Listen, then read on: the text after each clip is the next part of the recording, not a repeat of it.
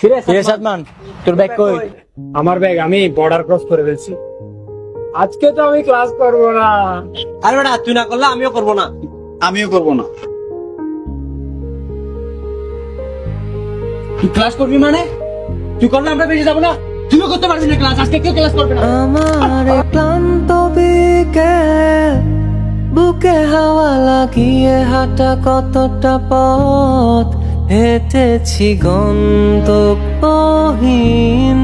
চেনায় শহরের গলি। তোদের মাঝে যখন থাকি আমি পৃথিবী তখন আপন লাগে।